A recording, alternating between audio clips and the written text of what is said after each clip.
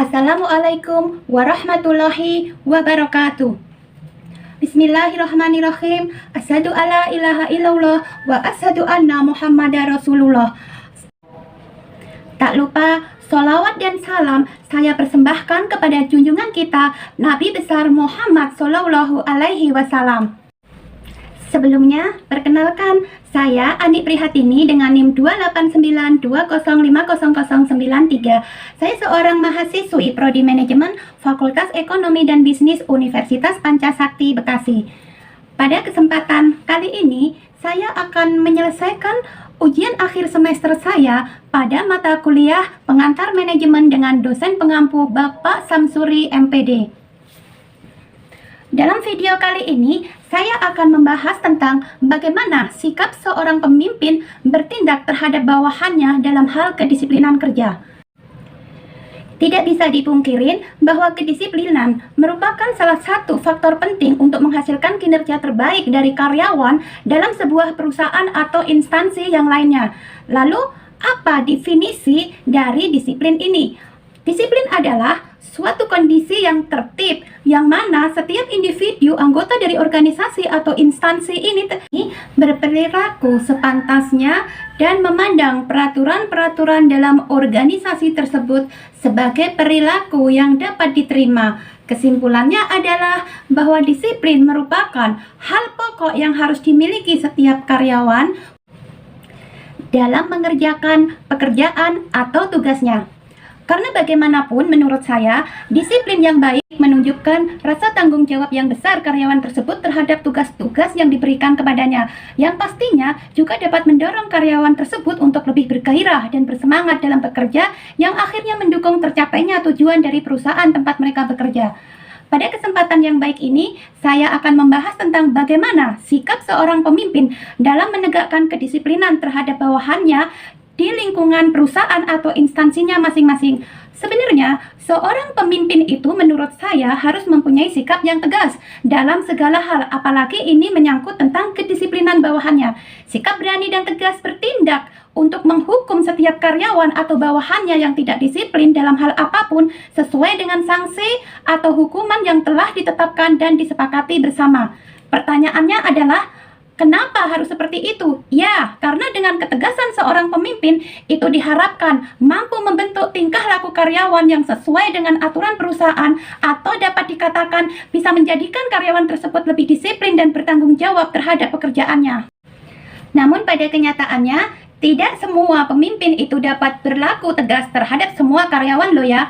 Masih ada juga pemimpin yang menunjukkan sikap mudah mentoleransi kesalahan atau tindakan indisipliner bagi karyawan-karyawan tertentu saja. Loh kok bisa begitu?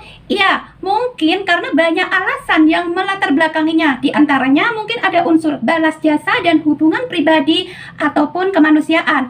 Kalau menurut saya sih, justru tanpa sang pemimpin itu sadari, terkadang tindakan mereka yang tidak tegas terhadap sekelompok karyawan ini justru dijadikan celah bagi karyawan tersebut untuk tidak mematuhi standar operasional yang telah ditetapkan oleh perusahaan. Akibatnya, karyawan tersebut akan bekerja dan bertindak sesuka hati mereka saja dan menghasilkan kinerja yang sangat buruk dong pastinya bagi perusahaan. Memang, terkadang ketegasan seorang pemimpin itu sering mendapat penolakan dari bawahannya juga. Hal ini bisa saja terjadi karena bawahan merasa semua kebijakan pimpinan itu tidak berlaku sama buat semua karyawan. Mereka merasa ada ketidakadilan dan suka pilih kasih katanya dari semua tindakan yang diambil seorang pimpinan, termasuk dalam hal ini untuk urusan menegakkan kedisiplinan. Penolakan kebijakan pimpinan oleh seorang bawahan ini, kalau menurut analisa saya pribadi, memang bisa saja terjadi karena tingkat kemampuan memahami suatu permasalahan yang sama itu untuk setiap karyawan memang berbeda-beda. Pastinya banyak faktor dong yang mempengaruhi hal itu bisa terjadi. Di antaranya adalah adanya kemungkinan bahwa karyawan atau bawahan tersebut memang belum mengerti dan menangkap apa maksud atau manfaat yang akan dicapai dari ketegasan pimpinannya tersebut.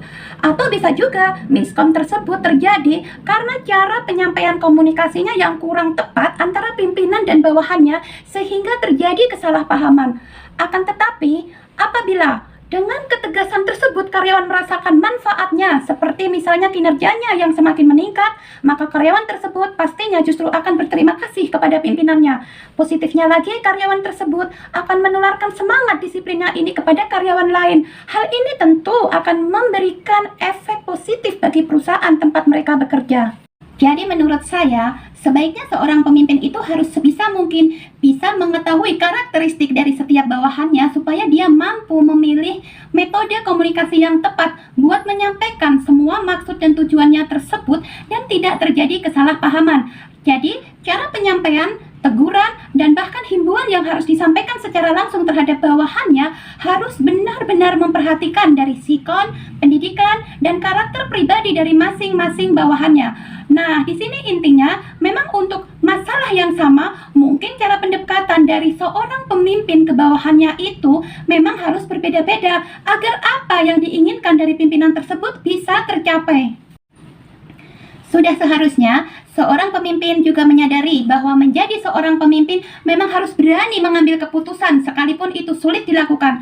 Tugas pemimpin bukanlah menyenangkan atau menghibur karyawan, namun membimbing karyawan untuk dapat melakukan tugasnya dengan baik dan benar sesuai dengan peraturan yang sudah ada.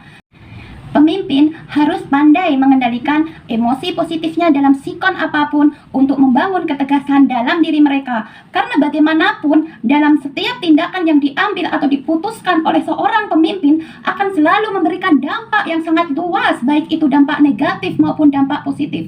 Jadi, selain peran dari emosional intelijen yang bagus dari seorang pemimpin, logika pikiran mereka juga harus kuat. Karena dengan kondisi pikiran yang kuat, mereka akan mampu untuk membedakan dan menyatakan mana yang benar dan mana yang salah yang akan menjadi sebuah ketegasan dalam diri seorang pemimpin yang bijaksana. Demikian yang bisa saya sampaikan tentang bagaimana seharusnya sikap seorang pemimpin terhadap bawahannya untuk menegakkan kedisiplinan.